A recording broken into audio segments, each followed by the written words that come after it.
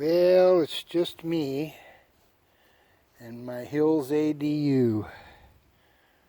Now we're looking at the footing lines and tight lines for the house.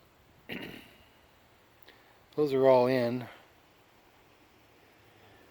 And now I'm getting ready to make the transition from there and digging a hole. As you can see, it's about 18 inches deep or so. And it goes down and around, and it comes out and goes to my dry well, which is right there. The sun is just about down. I got a little breeze going, so I'm digging it. Get it? Ha ha ha. Anyway, this is for maybe Marius, a friend of mine, and a partner, and on passive. And I guess that's about it for now.